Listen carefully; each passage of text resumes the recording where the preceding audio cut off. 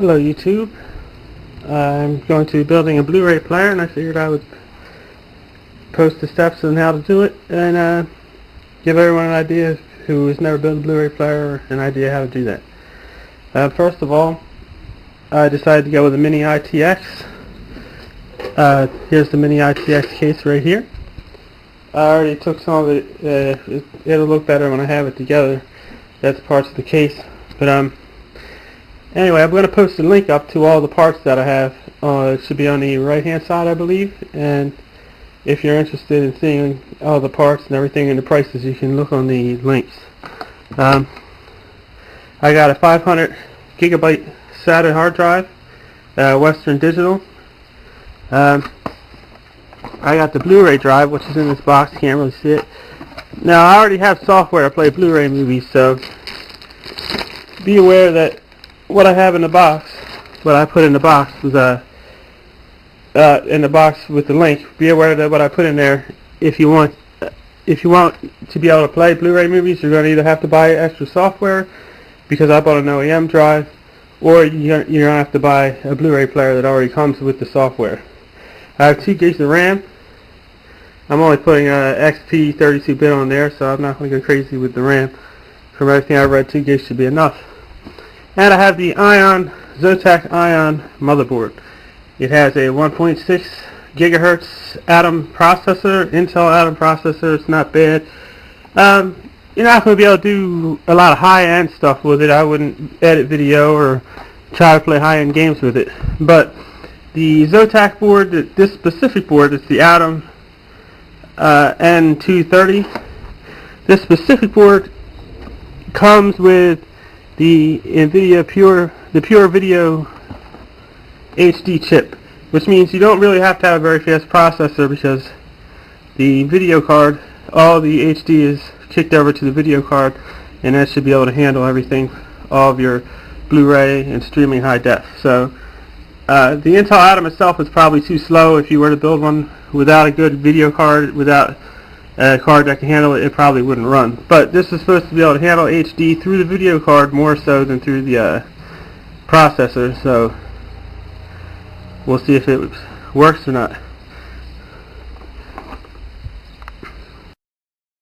Now, as you can see, this case is small. I forget the name of the company or the name of the case, but like I said, I will have a link up so you can see how much the case costs. And there are lots of different mini ITX cases that are similar to this.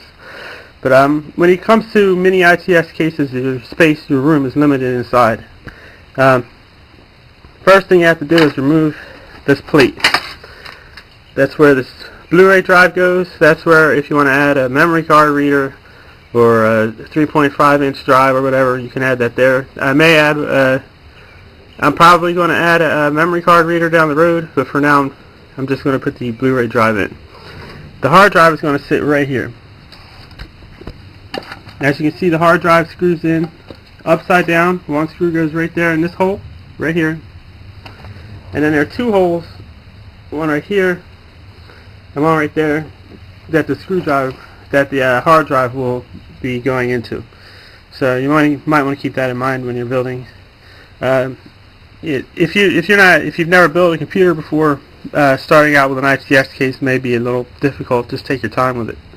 It's a 150 watt power supply. The good thing about mini ITX cases and mini ITX motherboards is that they don't require a lot of power, so you won't be using up a whole lot of electricity using them. Now here's the motherboard that's going to be going to the case. Now the first thing I'm going to do, before I even attempt to put the motherboard in, is put the memory. I'm going to put the memory in first. It's usually easier to put the memory in, then install the motherboard, than doing it the other way around. So I'm going to look here, see what one is the first channel, which is this one here. I'm going to flip this open, make sure the grooves line up. There's a little hole right here, I don't know if you can see it, that goes into a groove on the motherboard. You have to make sure it lines up. If it doesn't line up, don't force it, or you can end up breaking the motherboard or breaking the memory itself. You want to put it in, you want to make sure it's locked down firm. Make sure both of these pins on both sides lock. If these pins don't lock, it's not secure. If it doesn't go down, like I said, when you first go to do it, don't force it. It's probably backwards turning around. You don't want to wind up breaking your motherboard before you even install it.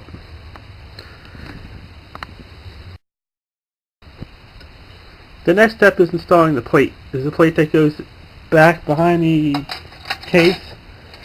You install that to make sure when you put your motherboard in, all these can go through the hole. It can go through these holes back here. And what this plate does is it prevents dust from getting in that you don't need to get in.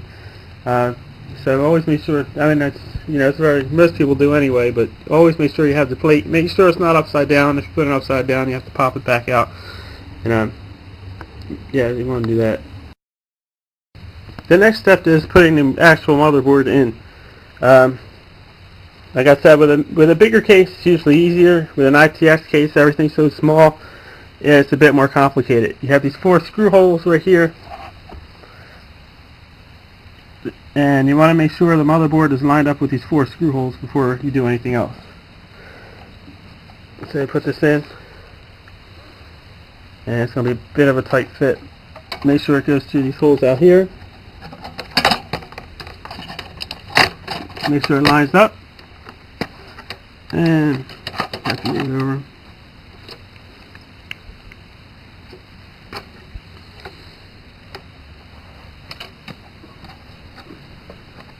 And that should do it. You hold it in place while you screw it in. While you screw the motherboard in, and as you can see here, it lines up pretty well. I might have to reset it a little bit.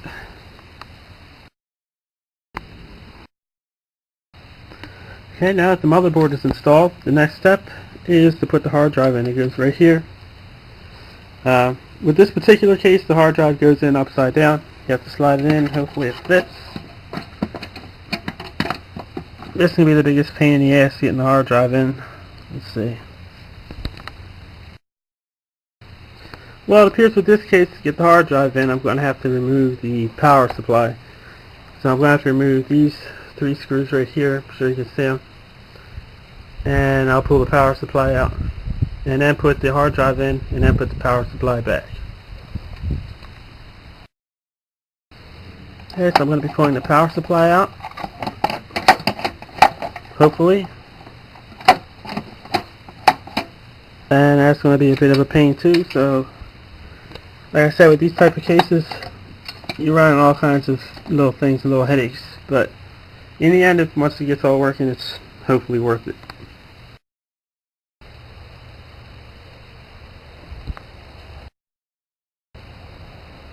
Okay, now that the power supply is out, took a little bit of fighting. Hopefully we can get the hard drive in. Hopefully it goes right in this time. And there it goes. It should slide back. There's a little bracket right there. And you want to line the holes up. So I'm going to push it back. There's a screw hole right there. There's 2 that line up right here on the side. So you can see it. And I'm going to be putting the screws in there to hold the motherboard, to hold the hard drive down.